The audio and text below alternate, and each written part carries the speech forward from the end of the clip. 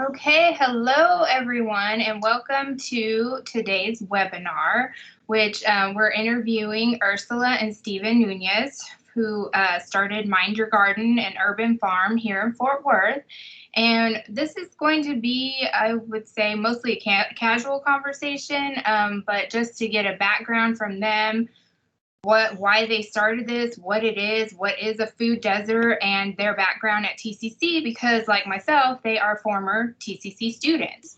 So to get started, I will let you tell us about yourselves, where you grew up, how you came to be interested in food deserts and farming, how you met, and your experience at TCC. Okay. What was the first question? I'm just kidding. Who are you?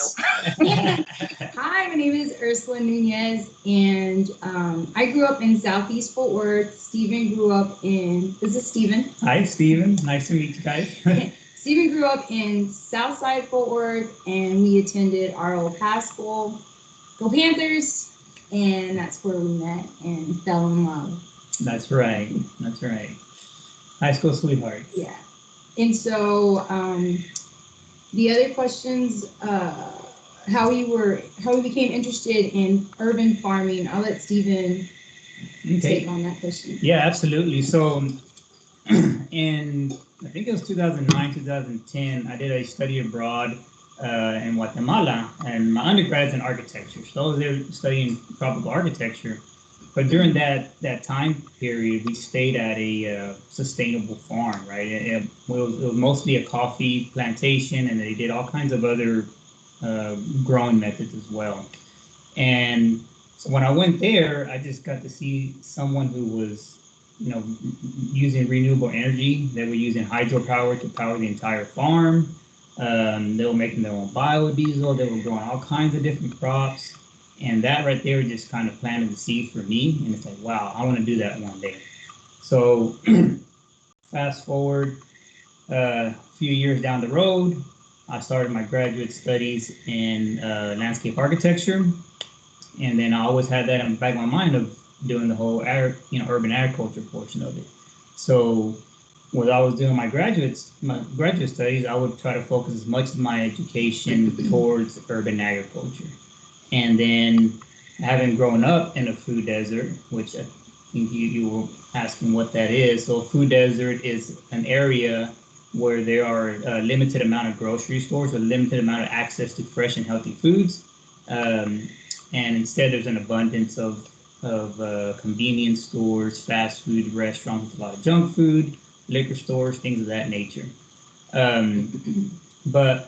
So I started focusing a lot of my studies on that aspect, and then we moved back to Fort Worth, and we purchased some property here in Southeast Fort Worth, which is in a food desert. And then so all the kind of pieces of the puzzle started to come together at that point. We're like, okay, now we need to really focus all of our attention on that end, and that's what I ended up doing my thesis on, is on urban agriculture here in this community, the Glencrest community of Southeast Fort Worth.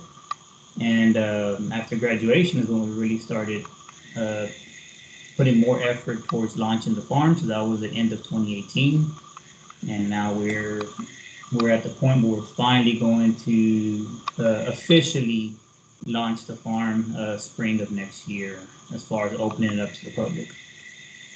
Oh, wow. Okay, that's awesome. And so I'm going to say that's why I hadn't been in touch with you all, because you were gone, right? I had no idea. That's awesome. That's a great experience. So you mentioned that we talked about a food desert.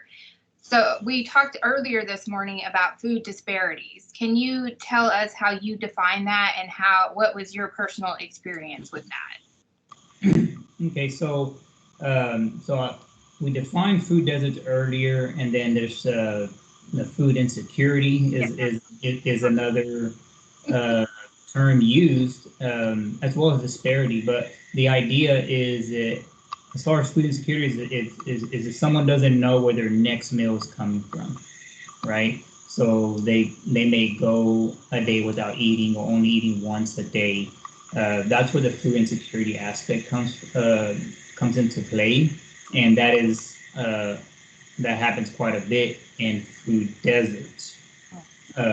As far as our personal experience, it's more just growing up in a food desert area.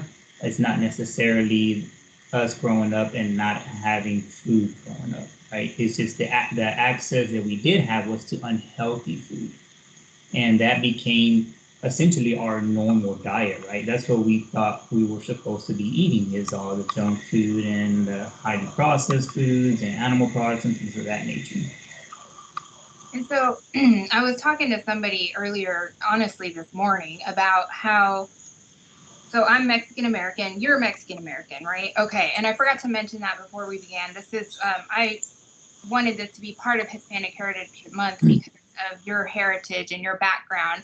And TCC is a Hispanic Serving Institute. So it's important that our students see people like them who have accomplished great things, which I feel you have.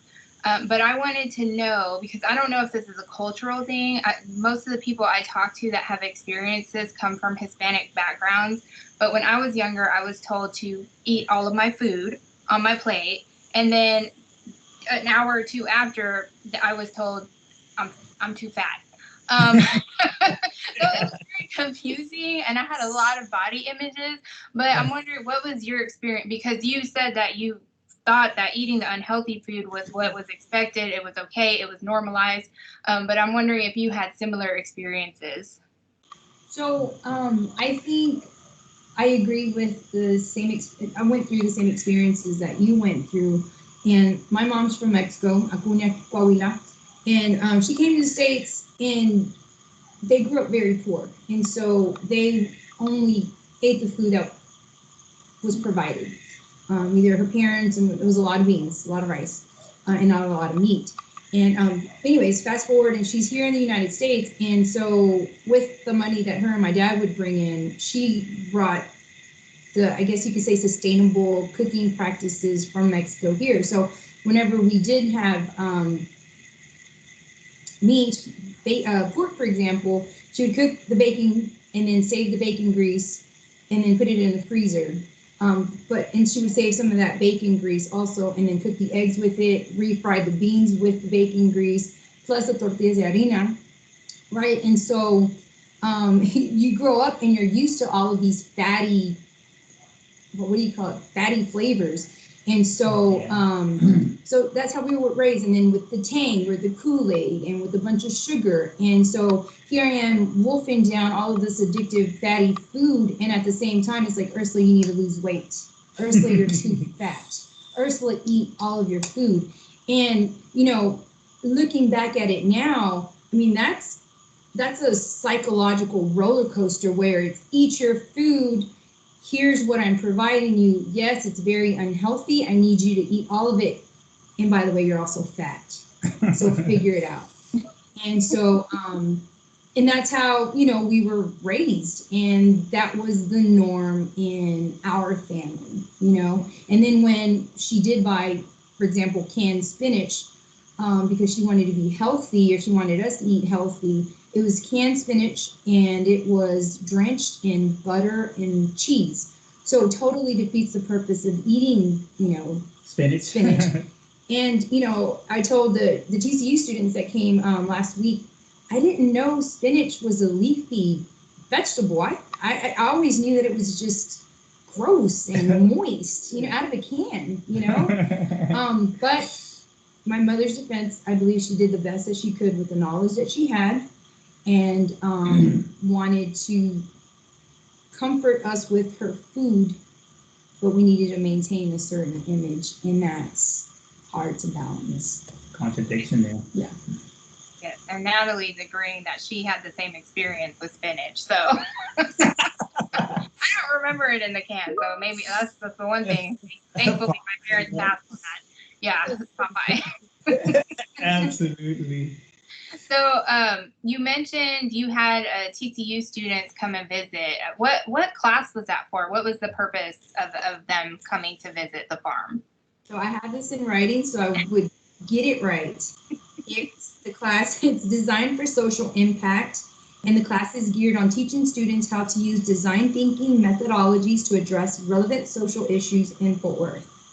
And they were visiting us as their semester project to learn more about food insecurity and the champions providing solutions to help provide inspiration for developing a response to address this pressing challenge. Thanks, Jesse. So we talked about earlier, that you're not producing produce right now, but you're getting set up to do it. So what are your plans for that production? Okay, yeah, so we did a growing season last year, but that was more like an experimental project, I guess you can say, and that food was just shared through neighbors, community, and friends, family and friends, right? But this year we decided to focus on the development of the farm, like the infrastructure. So all year has been dedicated to building beds, working on our greenhouse. I mean, lots and lots of construction and earth moving and things of that nature. But for spring of next year, that's going to be our first kind of main growing season. And right now we're working on getting 2 demonstration gardens built.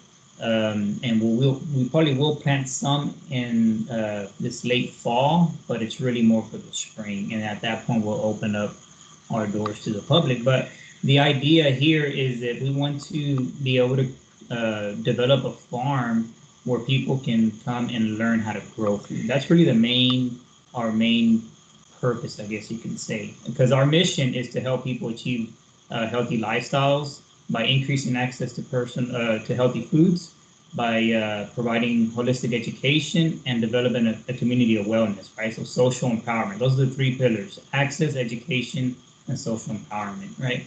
But the one that we're heavily leaning on is education, is to not just have a place where people can buy food, but come onto the farm and learn how to grow food, right? And how to process food, how to cook vegetables, how to just nutritional education is going to be a big part of it as well. I would like to chime in.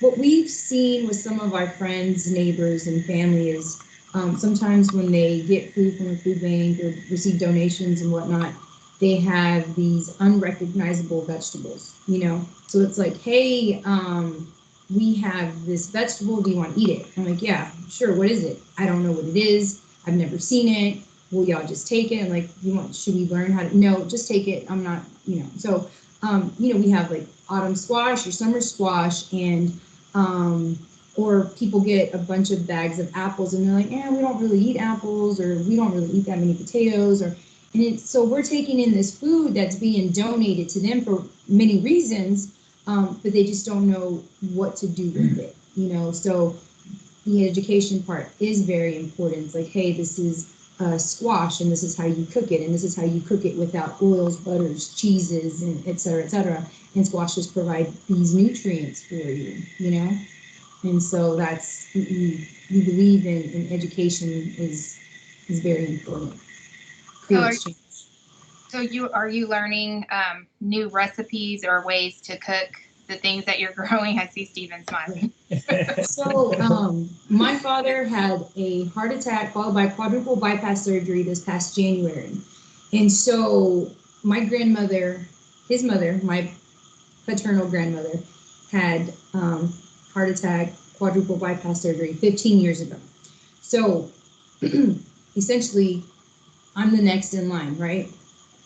And so talking to the nurses and doctors, they told me, hey, you really need to do something about the way you eat now, because this could be your future.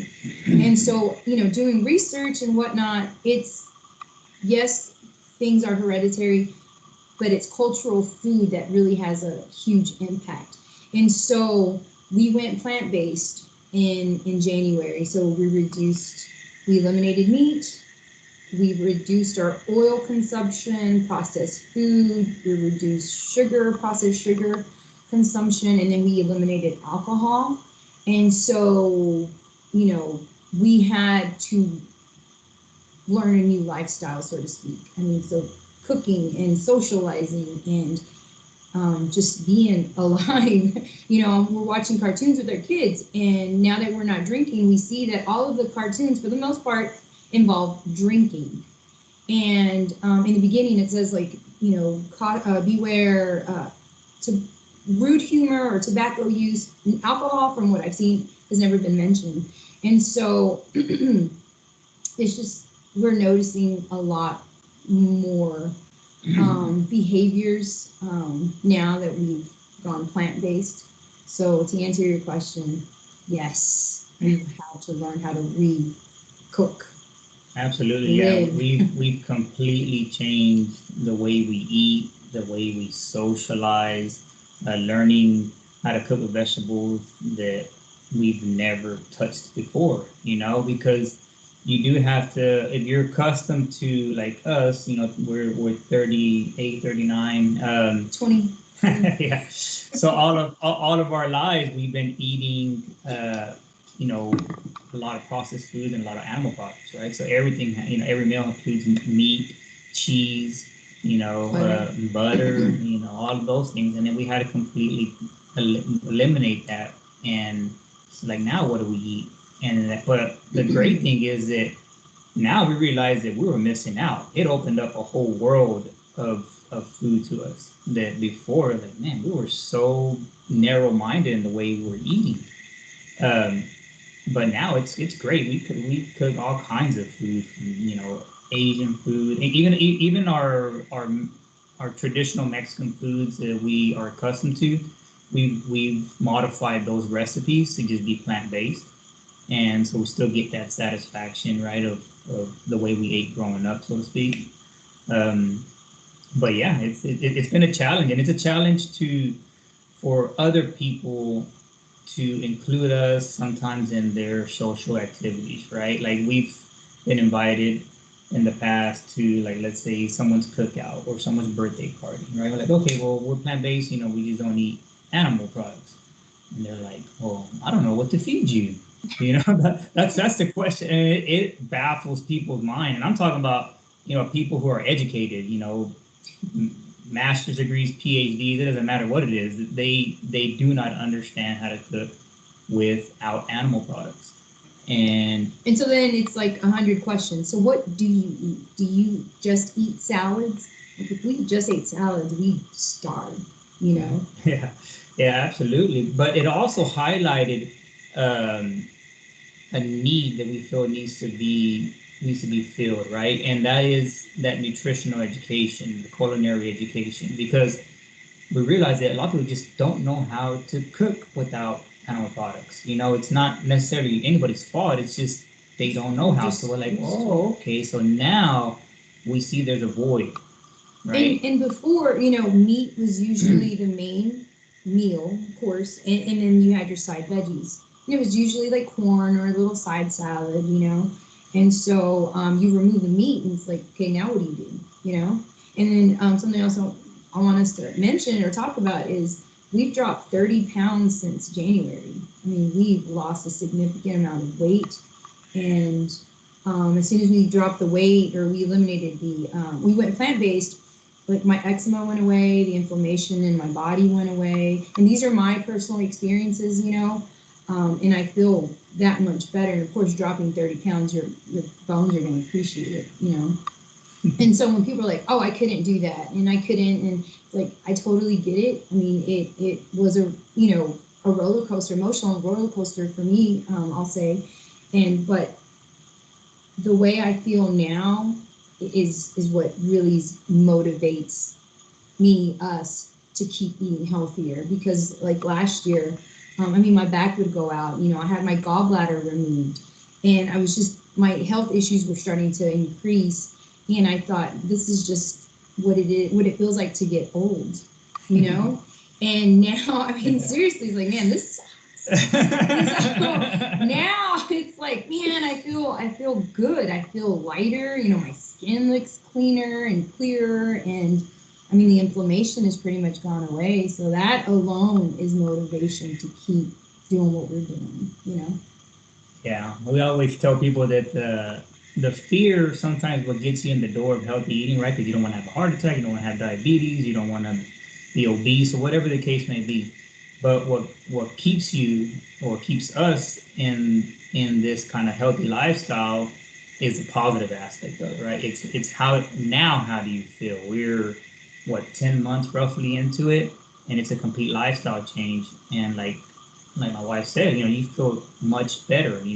We're in our late 30s, and I feel like I'm in my 20s. It's because I was going through the same thing my wife was talking about. Your back going out, all these aches and pains, and the inflammation in your body, and the weight gain, the up and down of the weight gain. Even if it's 25, 10 pounds, it just, when you don't feel good, right? About your weight or whatever it is, the way your clothes fits you, all those kinds of things, right? And it affects your emotions. It does. It affects your emotion, it affects your self-esteem. There's a lot of issues attached to that. But again, that positive aspect of how you feel, there's no going back. People say, "Oh, are you going to start doing this again?" Like, no. I go, I feel great. Why would I go back to something just because it tastes good, right? And when we have a poster here in our kitchen that says, "Nothing tastes as good as healthy feels," and that right there, we have it posted in our kitchen to remind us every day when we go to cook to think about that, right? Think about how you're gonna feel, because this food is fuel for your body, and that's the main purpose for it. Yeah, no, I totally agree. I haven't gone plant-based completely yet, but I've tried it, and incorporating more vegetables. I did. I lost a lot of weight. I gained some of it back when we started back at work.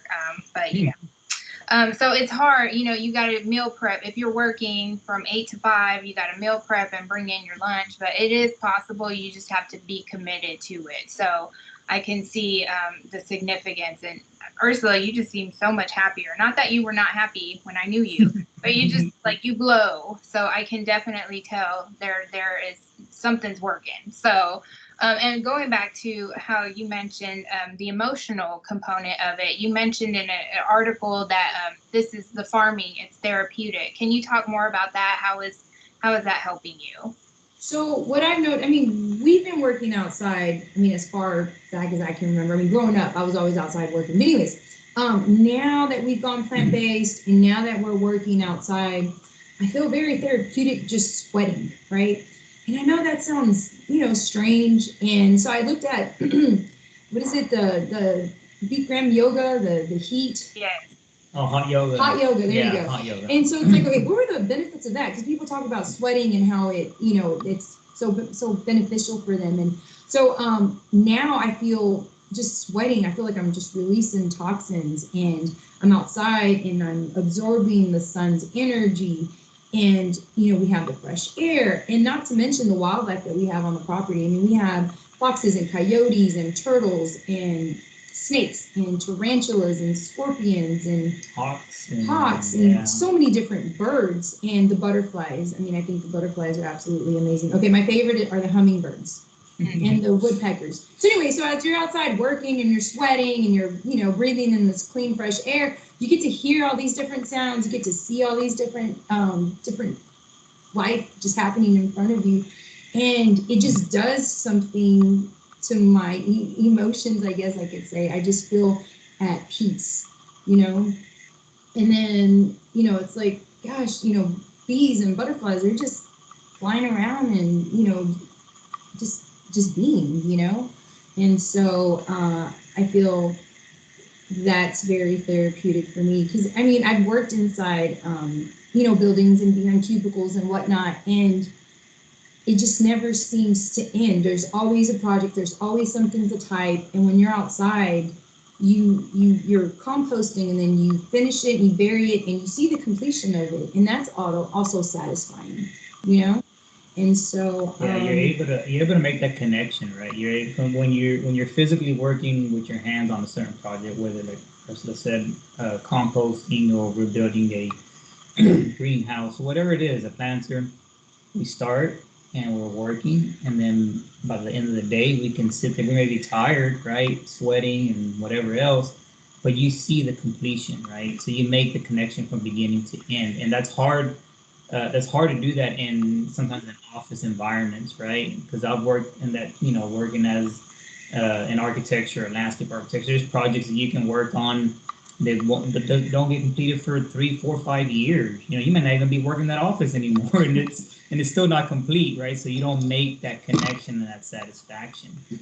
And another thing I would like to add, as far as the therapeutic aspect of it, is this year we finally started having volunteers come on to the farm and help out a little bit, and I always tell them when they come in, it's going to be pretty much a therapy session when you're here. They may be here an hour, 2 hours, 3 hours. By the time we're done, we already talked about everything from the moon to compost to the meaning of life, and whatever else in between.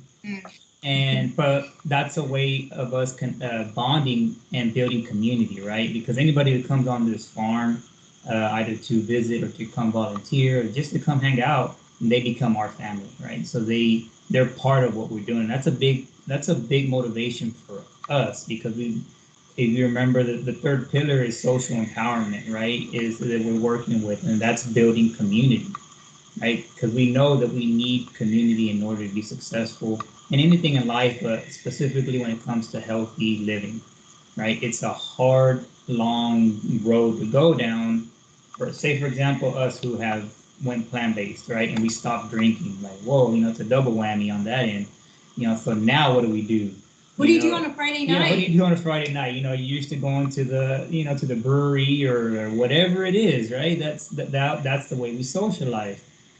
And now we realize that we need to build that social support group here, so that there are other people who can come to, I call it a safe zone, right? Be able to come here, and if you don't drink, that's perfectly fine. You can still come out and hang out and connect with other people, because you need that support. Because it's real easy for us to fall into peer pressure of like, oh, just come on and just have one drink with us, or we just eat meat today, or whatever the case may be, because you have all that external pressure. We're social species, right? We want to be accepted by our peers, by our family members. So we need to build that community to be able to support people along their journey. So speaking of that, Brian, I'm going to have you post the link. I hope it's the right one, Ursula. I checked. Yeah, you can check it, and if it's wrong, tell me, and I'll email the attendees. But Brian, if you could post the volunteer link. So if y'all want free therapy, sign up to assist Stephen and Ursula on the farm. And I'm telling you, I'm going to sign up. So be ready. Speaking of that, you mentioned that we are social creatures, and I can tell you from personal experience, I am an introvert. So at first, with the pandemic, being quarantined, I was okay. But then I started to really notice I miss seeing people, I miss connecting with people, and that had a toll on, my emotional well-being. So I've noticed since we've been back to work, I've admitted to my colleagues that I can't shut up. I'm thinking in my head, you're talking too much, stop. So really having that social interaction is important. And, the more I socialize, I'm able to control the talking, but it's still hard. So I'm glad that you mentioned that, because having that connection and being outside, we're social distancing, but we're still together. So I find that to be very important, and I'm glad that you brought that up, and that it's therapeutic. And speaking of, you have 2 beautiful children, and I really love your little girl, her attitude. It's amazing, and I enjoy. She has a great personality. So do they help you with the farming and assist and actually work on the farm? Yes. Yes. Yeah. Are you sure? No, it's funny because they actually do. They help out a lot, and we make it a point to include them in the everyday activities, right? Obviously, some of the stuff is obviously a little bit too difficult or heavy labor for them to do, but they've helped us plant tomatoes and peppers, and harvest the tomatoes, harvesting, watering, composting. My son, ever since he was little, we have a skid steer, a bobcat tractor that we use on the property, and so since he was pretty much a toddler, I would just put him on my lap, and he would go with me on the tractor. And as he got older, I would teach him how to use the handles, right? And then he can turn it and go forward. He couldn't reach the pedals yet to operate the bucket. And then as he got older, he started to be able to reach the pedals, and then he got strong enough. So now he operates the bobcat for me on the property, you know, for just simple things, moving dirt from here to there, composting, and so it's interesting to kind of see that progression as he grows, to be able to help out more and more with the task here on the farm. But also, we taught him how to cook. And so it's like either you go outside and help us, or you make dinner, you know. And sometimes he's like, I'll be outside, or I'll make dinner. So he makes rice, hummus, beans. I mean, he can cook eggs and marinara. He makes his own homemade marinara sauce and his spaghetti and whatnot. So he's baked bread, you know. He's made vegan. He learned how to make vegan pancakes. Yeah. Oh, wow. And so, you know, we keep telling everyone, like, hey, this is teamwork. This is team effort. You know, you want to go to your baseball, soccer, Boy Scout. That takes time away from us working here at the farm. So we have to pick up the slack somewhere. So we're constantly working. And with the 5-year-old, it's like, hey, you know, here's your little watering can, whatever. Here, plant these seeds, water, shovel dirt, move dirt. And she says, Mommy, I like helping. I love Minder Garden. And I'm like, you know, whatever I need to get these kids motivated, I'm like, hey, sure, you know, absolutely. And but it's important for them to understand that this is not punishment, but a teamwork, and everyone's job is equally important. Nice. And so I follow Mind Your Garden on Facebook, and I saw a recent post where you talked about getting the kids to eat healthy, and there was pictures of them eating healthy meals. And so I'm asking for a friend. So what if, you know, what advice could you give to a parent whose child only eats like goldfish and frozen chicken nuggets to help? Oh, okay, omnivore dilemma. Okay. Dilemma. Michael Pollan, which we saw him at UT Arlington. We saw him speak.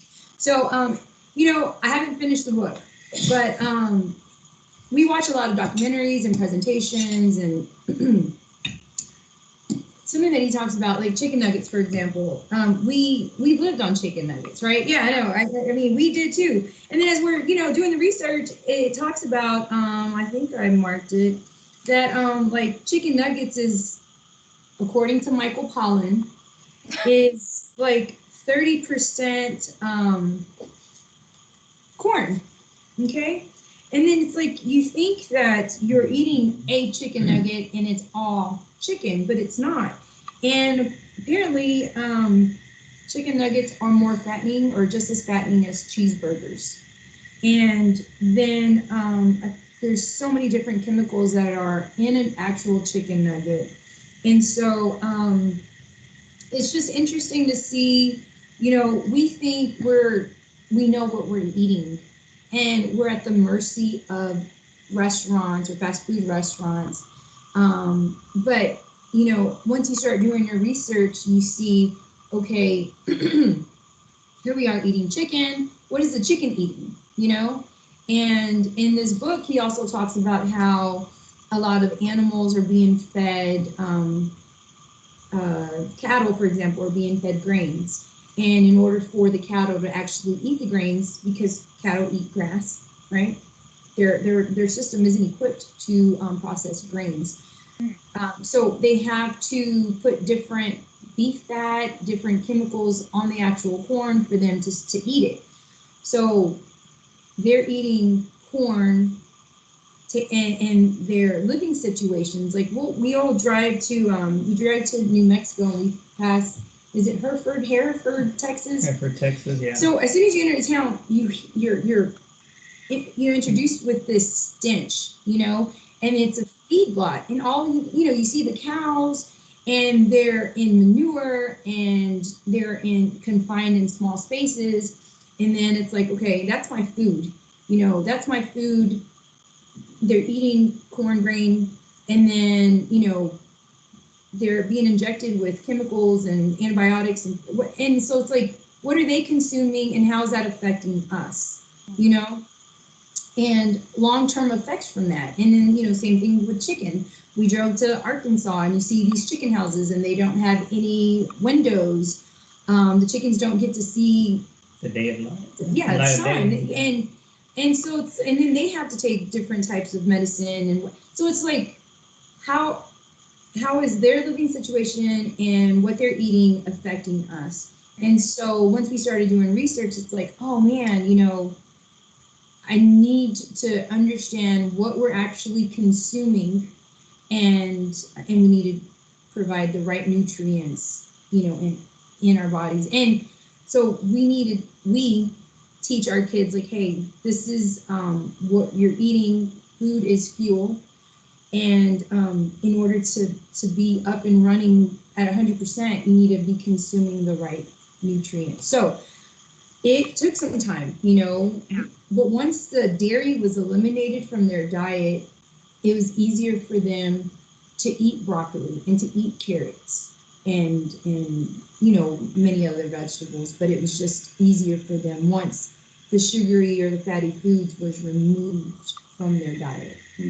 Yeah, absolutely. I agree. It's a process, right? You have to kind of go through a pretty difficult time with your kids early on. I would say the first few weeks, maybe the first 6 weeks or so, were a bit more challenging. But we everything that we do with our kids, we let them know that we do this as a family, right? Everything that we do, if it's my son's soccer or baseball game, we're there as a family, right? His Boy Scout or Scouts camp outs, we're there as a family, right?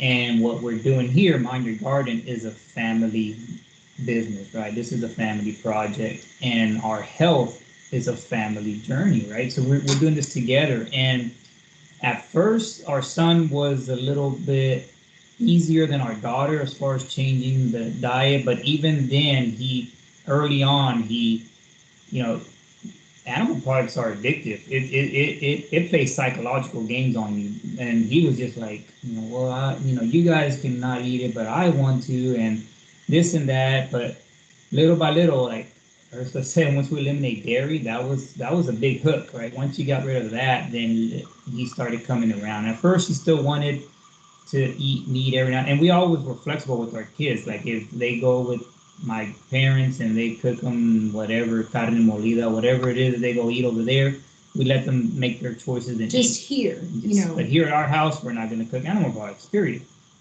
And and then our daughter, the first few weeks, I would say, she pretty much didn't want to eat. She's like, I'm not going to eat if I'm not going to eat, blah, blah, blah. So I said, well, you're going to eventually get hungry, And when you get hungry, then you're going to come to the kitchen and eat something. And since we don't have any meat or anything else, then you're going to eat whatever we have. And so she was a little bit more challenging.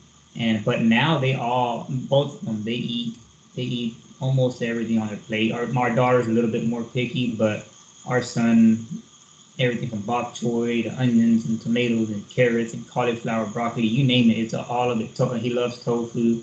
And now our daughter loves tofu, hummus, all of those things. And another thing, like we talked to our son, and it's like, hey, how do you feel, and what do you? Mm-hmm. And so he says, I know what I look like and how I felt when we were eating the standard American diet. He said, and I appreciate how I look and feel now. And so he's 13, and to hear that he even was questioning his appearance and how he felt, I didn't realize that, just because we believe we're very supportive in everything that he does and what we would eat and whatnot. But, he has more confidence now with his appearance. Absolutely. Eating healthier. He does. And because before we were noticing that he was having these kind of, I guess you can say, some issues with his self-image, right? Like if his clothes didn't fit him right, you can just pick up on things, right? The way he would look himself in the mirror or whatever.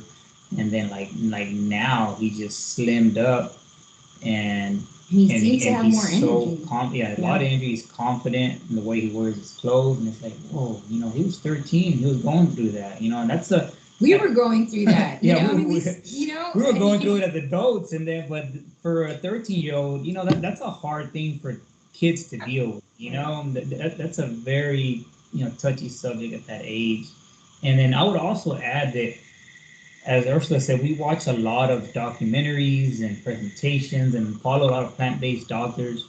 Um, so when we're listening and watching these documentaries and presentations, our kids are around, right? So they're part of it, you know, whether they want to listen to it or not. Sometimes they pay attention, sometimes they don't. But it's they're picking up on the information, right? So that then becomes something that they can use when they make their decisions on what to eat when they go somewhere. They go, like now when they go to my parents' house, every now and then maybe they'll eat some meat, but most of the time they just want rice, beans, and there's some veggies or something. So, and my parents try to work with them a little bit more now, you know. So, our son really, he's the one that's really making, I would say, almost like adult-like decisions when it comes to eating. He's just like, no, I don't want that. I'm gonna eat this. You know, another thing that we do and what we've noticed, I mean, when you're exposed to social media and television and radio, you know, you're getting exposed to so much information. And so what we want to do here in our home is be in control of the information that we're exposing ourselves to, because everything, I mean, is registering, you know? And so that's why we have certain messages posted and certain images posted and foods posted, because we want to create this environment where we're constantly reiterating this positive information. So I just feel like that's important to mention. Absolutely. Oh, that's great. And so, okay, for people, because it's easier, it's so much cheaper to buy fast food and bad food.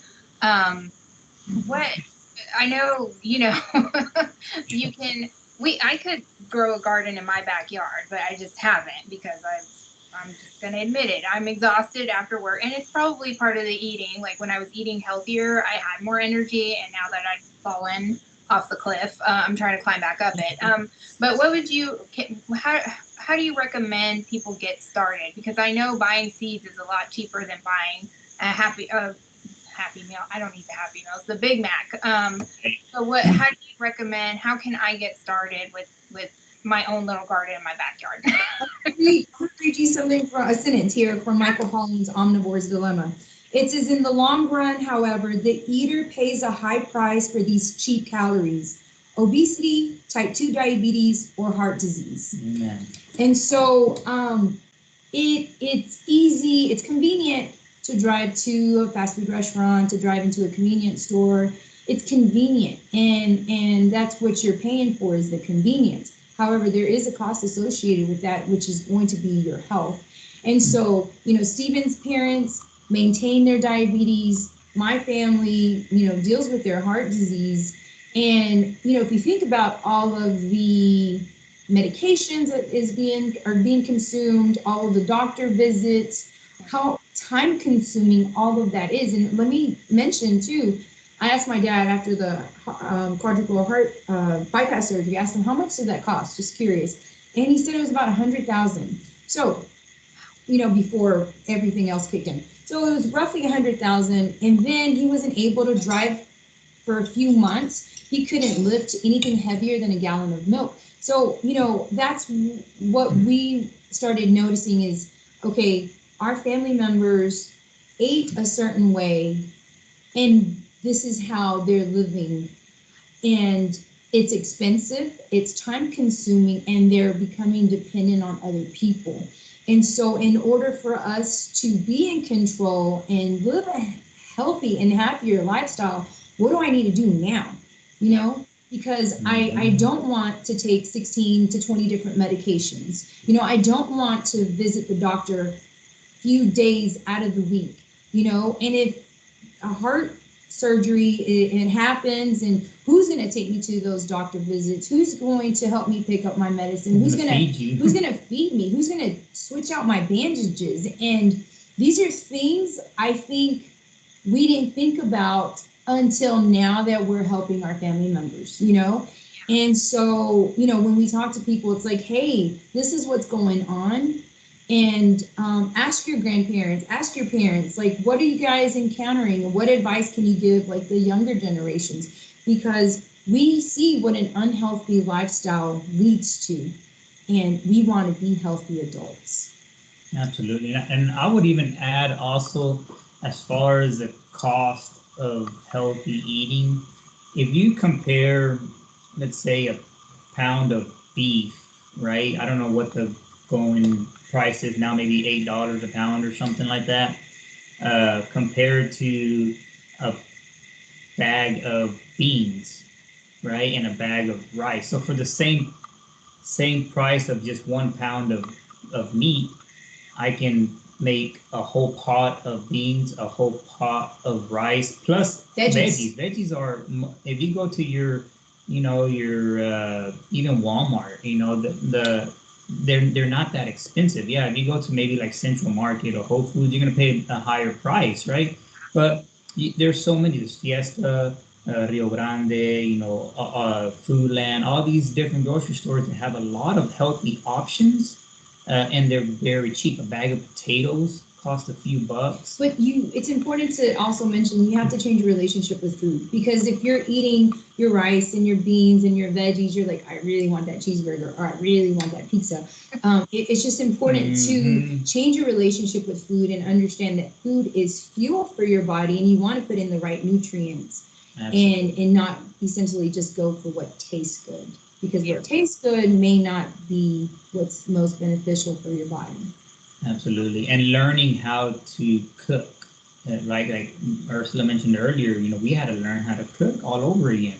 So how do you cook those beans to taste, as satisfying as whatever other else you eat before, right? Your potatoes, and that's where you start adding a lot of the seasonings, the chile colorados, if you want to go with like a Mexican theme, those kinds of things that are satisfying, and these are the hearty meals that will get you through the day, right? Like my wife said, if we ate lettuce and just salad all day, we'd probably die. I don't, we're not rabbits. We also need hearty meals, because we're working outside all the time. But we've learned how to make our own granola, with lots of seeds and nuts and the oats, and all of those things are very filling, and it's a lot of fuel that will carry you through the day. And earlier in our conversation, my wife mentioned that I lost like close to 30 pounds, and she's I think over 30 pounds now. And the crazy part is that we haven't even been trying to lose weight. Like all we do is just eat healthy foods. So some people think that a plant-based diet is restrictive. It's the opposite. It's you can, what you're doing is you're eliminating certain things that are not good for your body, but then you're introducing all of these other foods, right? That are providing tons of nutrients to your body, right? And so now we eat pretty much whatever we want, as much as we want, as many servings as you want, whenever you want, right? Because we're putting good food in our body. They're low fat, low sugar foods, low processed, or not processed at all.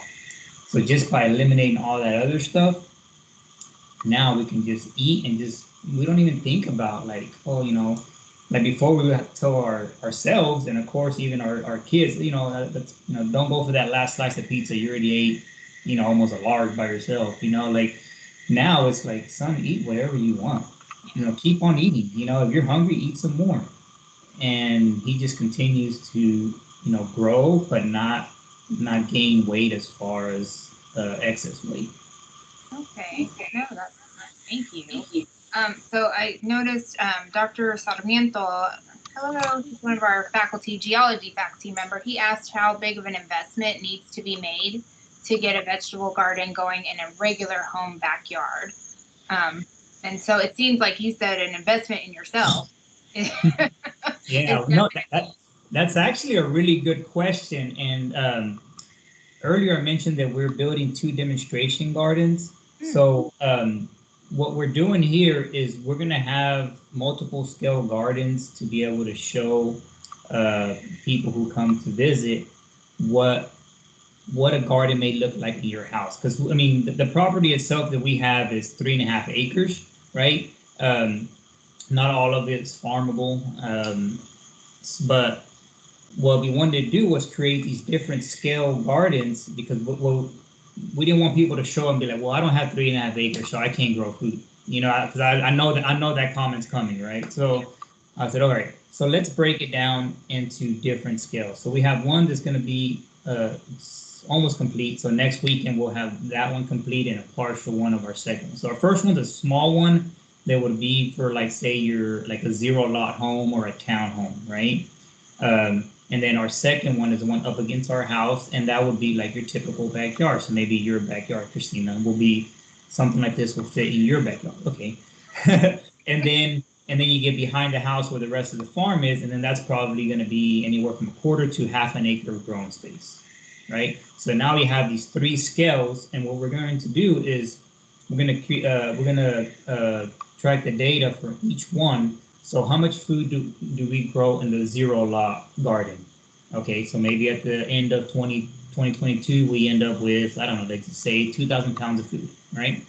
And then in the mid scale, typical suburb lot type of a home backyard, then maybe we grow 5,000 pounds of food.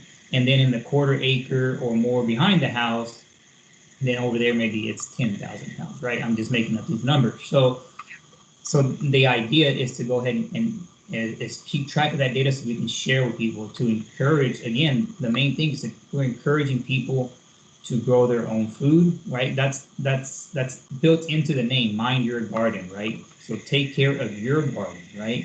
And that's your mind, your body, your soul, but also your space, your garden, your physical garden, right? So we want people to do that at their own house as much as possible. But another thing, once you purchase some soil, purchase some compost and seeds. Seeds aren't very expensive, so just by purchasing small, start small.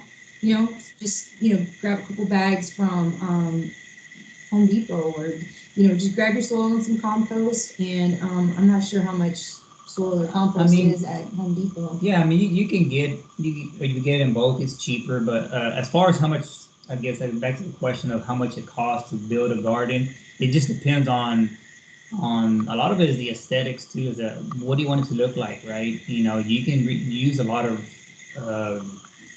recycled material, and if you're creative, you're artistic, you can make it look really nice.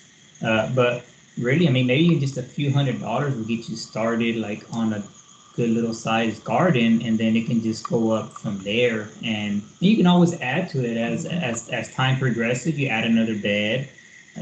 So you can probably build a few small beds for less than $100, So, and again, you're making an investment in your health, right? So I would encourage people not to try to connect the dollar amount of like, well, this garden cost me $2,000 and I only produced whatever $500 worth of food. Well, what are the benefits that that garden provide for you, right? The therapeutic aspect, the fact that you're growing your own food, right? That's knowledge, right? So now you know how to grow food. Now you know how to take care of yourself a little bit better. And then obviously it gets you into eating, vegetables, more vegetables. So. And you're going to be social because you're going to call people, or you're going to join groups, and hey, how do I do this, and what did I do wrong? So there's many. Oh yeah. Benefits. So it's an investment in yourself. So I would just encourage people, don't connect, don't try to connect. Just do it. Don't try to connect the dollar amount to how much produce you're gonna grow. Because produce is cheap at Walmart or whatever, right? So you can probably just go and get cheap produce if you want to, and that's fine. That's healthy eating. We want people to do that, but the real benefit of growing your own food is that self-reliance aspect too. A whole holistic approach.